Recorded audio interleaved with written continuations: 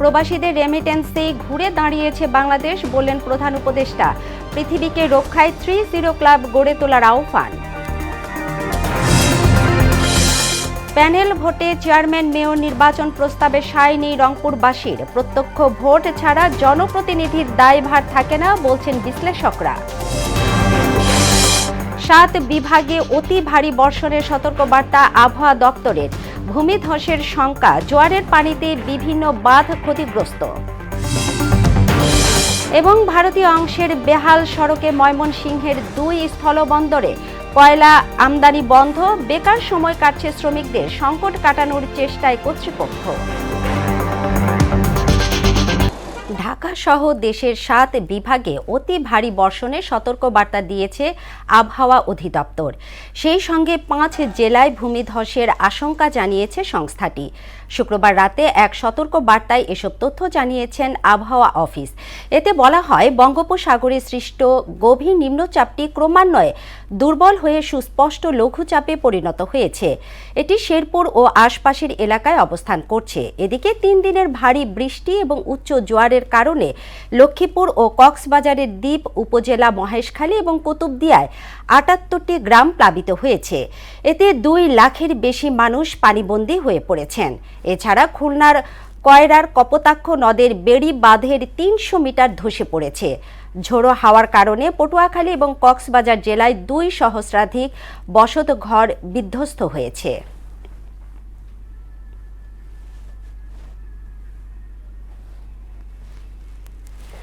দর্শক, আবহাওয়ার খবর জানাতে কক্সবাজার থেকে যুক্ত হচ্ছেন সহকর্মী আফসার কবির আকাশ।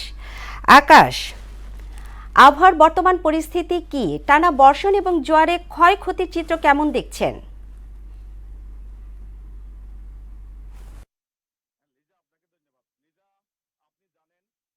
বঙ্গোপসাগরের সৃষ্ট নিম্নচাপটি নিম্নচাপে পরিণত হয়েছে এবং বর্তমানে কক্সবাজারে গুড়ি গুড়ি বৃষ্টি হচ্ছে এবং দমকা হাওয়া বয়ে বেড়াচ্ছে। আমি এই মুহূর্তে কক্সবাজার সমুদ্র সৈকতে রয়েছি। এখানে আপনি দেখতে পাচ্ছেন সমুদ্র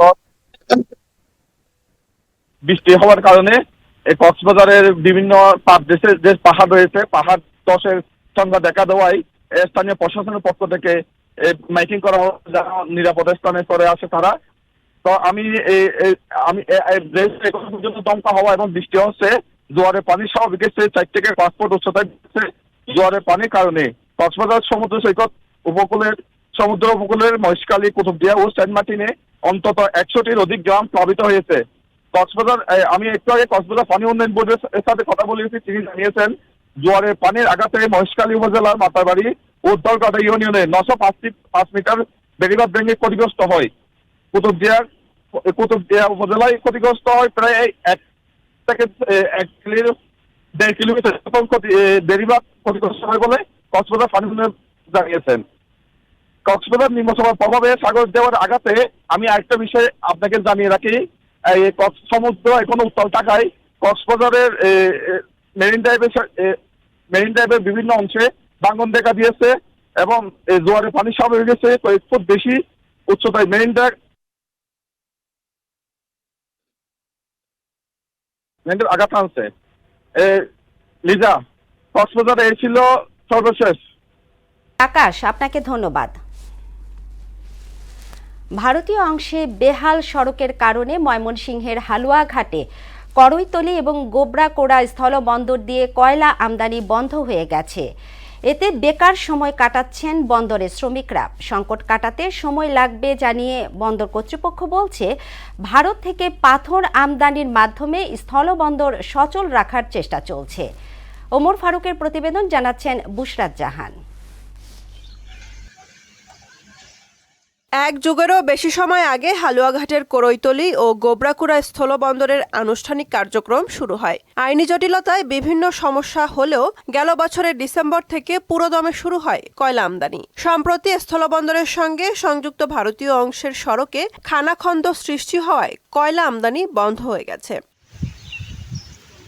আমদানি বন্ধের পাশাপাশি বন্দরে মজুদ কয়লা বিক্রি না হওয়ায় বেকার হয়ে পড়েছেন 2 স্থলবন্দরের শ্রমিকরা।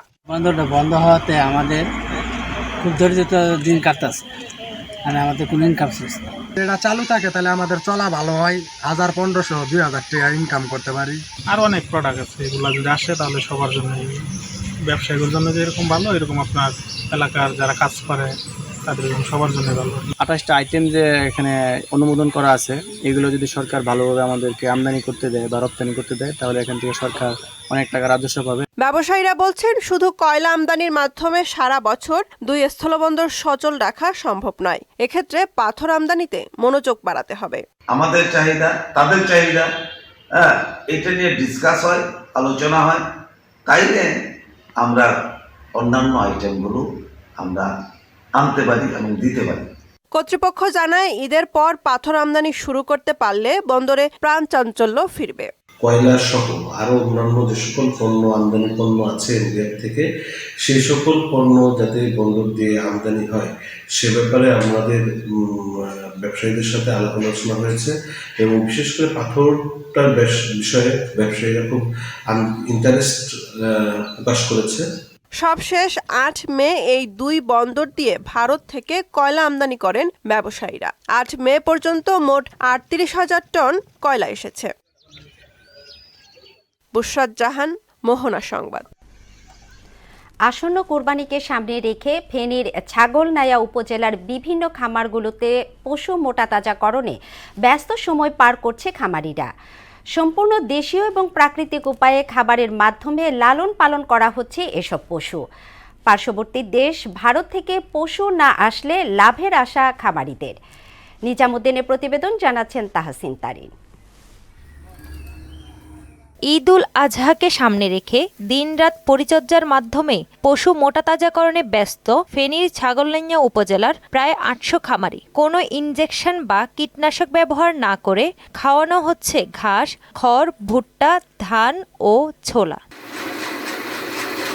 গৌখাদ্যের দাম বেশি হওয়ায় পশুর যত্নে খরচ বেশি পড়ছে অভিযোগ করে খামারিরা। জানান, চোরাই পথে ভারত থেকে গরু আসলে লোকসানে পড়বেন তারা। হাইব্রিডের কাঁচা ঘাস খাওয়াই, দানাদার খাদ্য, ভুসি, খৈল আর ভুট্টার ঘুরে। মানুষের দেহের জন্য ক্ষতি হয় এমন কিছু আমরা খাওয়াই না, আমরা সব প্রাকৃতিক খাবারগুলো খাওয়াই, গরু মোটাতাজা করতেছি।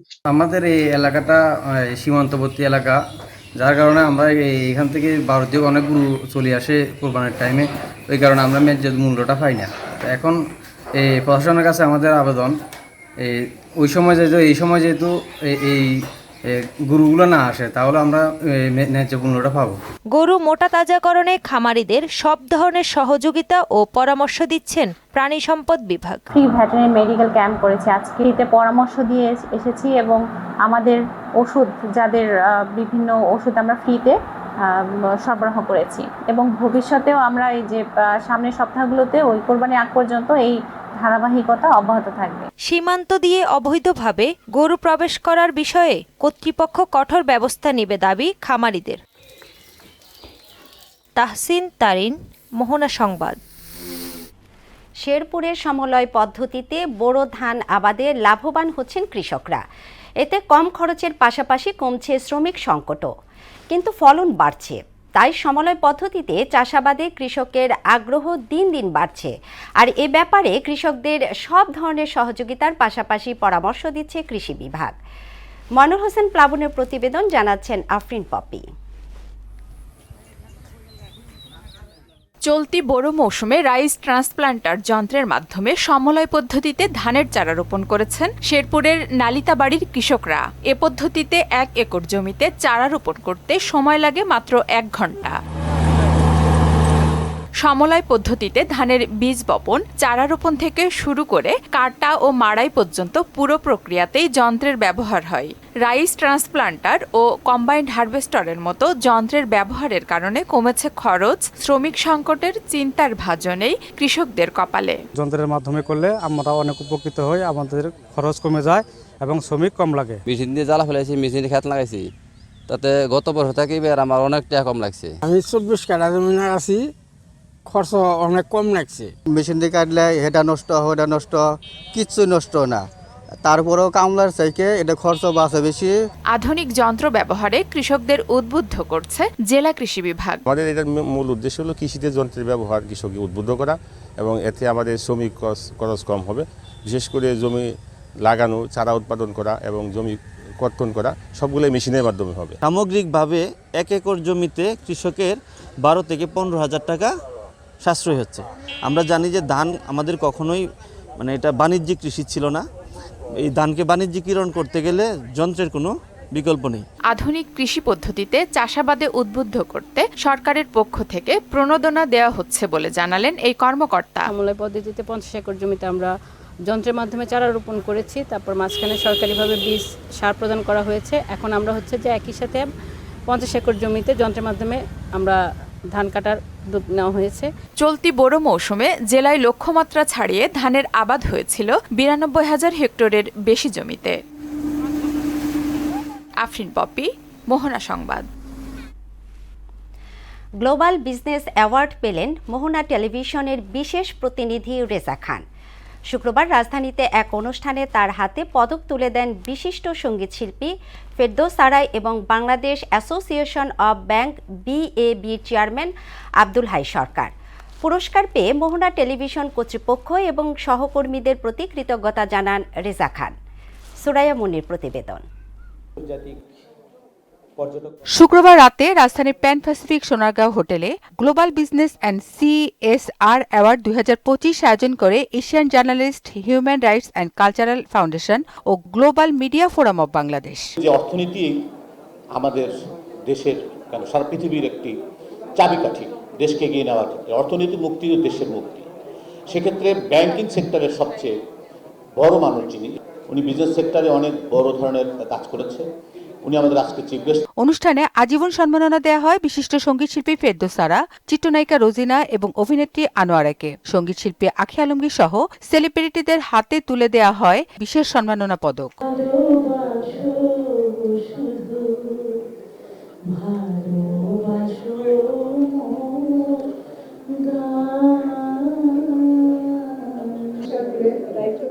না, আমরা দ্রুত এটা শেষ করব।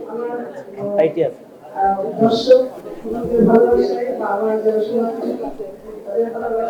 বেগম খালেদা জিয়া যেদিন থেকে রাজনীতিতে আসছেন সেদিন থেকে আমি সঙ্গতিতা করি এবং আজও ওনার সাথে আছি, আগামী দিনে ওনার সাথেই থাকবো। আমি গ্লোবাল মিডিয়া অ্যাওয়ার্ডসের সকলকে ধন্যবাদ জানাচ্ছি আমাকে সম্মাননা দেওয়ার জন্য। এ সময় দেশের ব্যবসা বাণিজ্য ও অর্থনৈতিক সাংবাদিকতায় গুরুত্বপূর্ণ অবদানের জন্য মোহনা টেলিভিশনের স্পেশাল করেসপন্ডেন্ট রেজা খানের হাতে পদক তুলে দেন সঙ্গীতশিল্পী ফেরদৌস সারা এবং BAB এর চেয়ারম্যান আব্দুল হাই সরকার। পুরস্কার পাওয়ার ফলে আমার কার্যের যে অনুপ্রেরণা এটা বাড়ে। আমি মোহনা টেলিভিশন কর্তৃপক্ষকে অসংখ্য ধন্যবাদ জানাই, আমাদের সহকর্মীরা যাদের সহযোগিতা আসলে কাজ করা সম্ভব হয় এবং আমরা নিয়মিত উজ্জীবিত হই। অনুষ্ঠানে কাজের স্বীকৃতি হিসেবে গুণী মানুষদের সমাজে আরো বেশি সম্মানিত করার উদ্যোগ প্রয়োজন বলে মত দেন সবাই। তাকে আমরা লাইফ টাইম অ্যাচিভমেন্ট অ্যাওয়ার্ডে ভূষিত করব। সুরাইয়া মুন্নি, মোহনা সংবাদ, ঢাকা। এবার সারা দেশে অনুষ্ঠিত সভা সমাবেশ সহ নানা বিষয়ে প্রতিনিধিদের তথ্য এবং ভিডিও নিয়ে একটি ডেস্ক রিপোর্ট।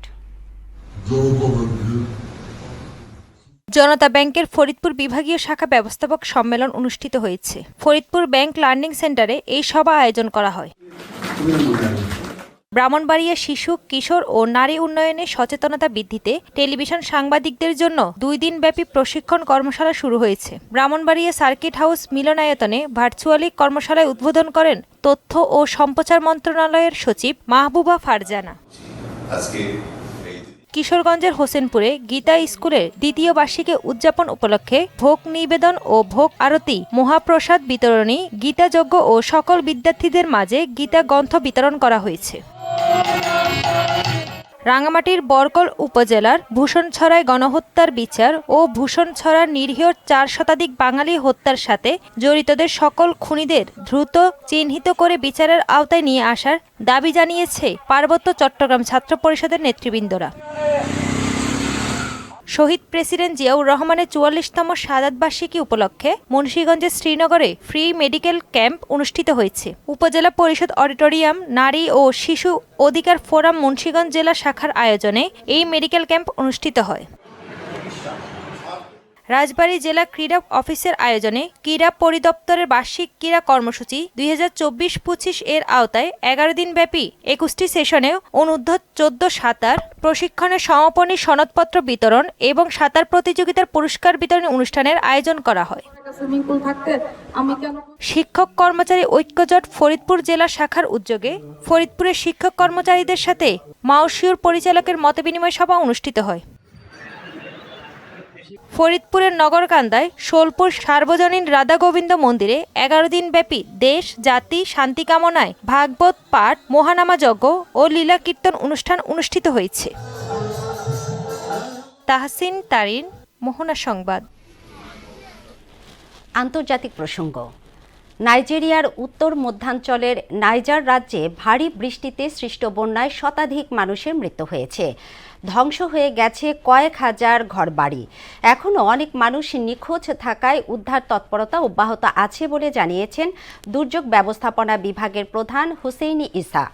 এদিকে যুক্তরাষ্ট্রে স্টিল এবং অ্যালুমিনিয়ামের উপর আরও দ্বিগুণ শুল্ক আরোপের ঘোষণা দিয়েছেন মার্কিন প্রেসিডেন্ট ডোনাল্ড ট্রাম্প। আগামী বুধবার থেকে কার্যকর হবে এই শুল্ক। ফলে এখন থেকে এসব পণ্য আমদানিতে 25% বদলে মার্কিনীদের গুনতে হবে এর দ্বিগুণ ট্যারিফ। আইপিএলে এলিমিনেটর রাউন্ডে গুজরাট টাইটান্সকে 20 রানে হারিয়ে দ্বিতীয় কোয়ালিফায়ার নিশ্চিত করল মুম্বাই ইন্ডিয়ান্স। 1 জুন দ্বিতীয় কোয়ালিফায়ারে তাদের প্রতিপক্ষ পাঞ্জাব কিংস। চণ্ডীগড়ে টস জিতে আগে ব্যাট করা মুম্বাই পাওয়ার প্লের 6 ওভারে 1 উইকেটে 66 রান তোলে। প্রায় 10-এর উপর রান রেটে ব্যাট করতে থাকা মুম্বাই শেষ পর্যন্ত রোহিত শর্মার 81 রানে ভর করে 5 উইকেটে 228 রান তোলে। জবাবে গুজরাটকে 6 উইকেটে 208 রানে থামতে হয়। দলের হয়ে সর্বোচ্চ 80 রান করেন সাই সুদর্শন। ম্যাচ সেরা রোহিত শর্মা। দর্শক, এ পর্যায়ে জানিয়ে দিচ্ছি আজকের সংবাদপত্রের গুরুত্বপূর্ণ শিরোনাম।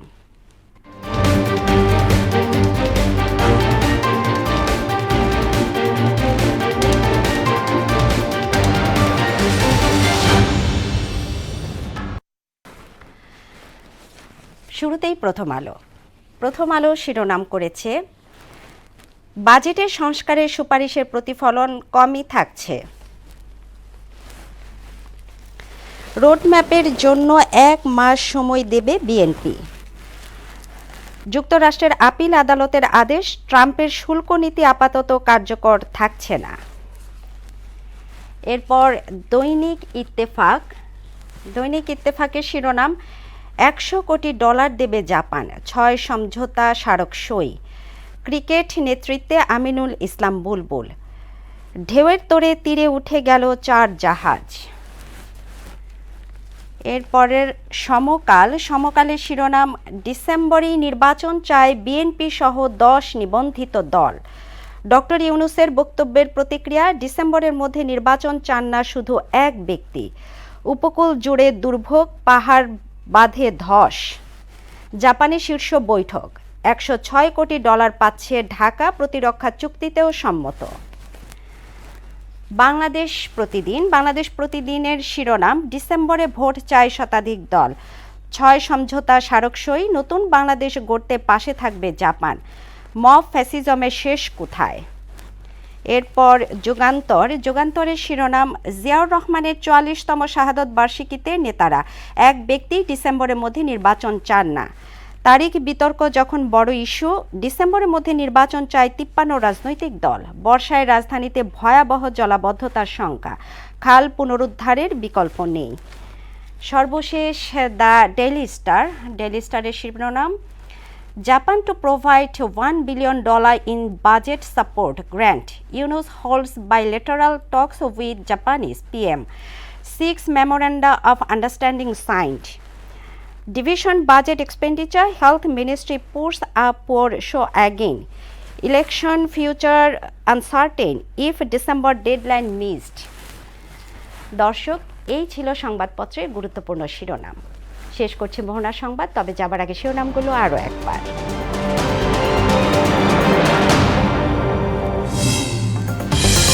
প্রবাসীদের রেমিটেন্সে ঘুরে দাঁড়িয়েছে বাংলাদেশ, বললেন প্রধান উপদেষ্টা।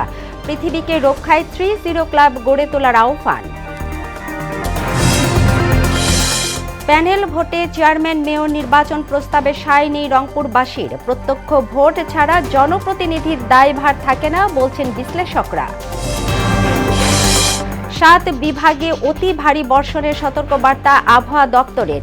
ভূমিধসের শঙ্কা, জোয়ারের পানিতে বিভিন্ন বাঁধ ক্ষতিগ্রস্ত। এবং ভারতীয় অংশের বেহাল সড়কে ময়মনসিংহের 2 স্থলবন্দরে কয়লা আমদানি বন্ধ, বেকার সময় কাটছে শ্রমিকদের, সংকট কাটানোর চেষ্টায় কর্তৃপক্ষ।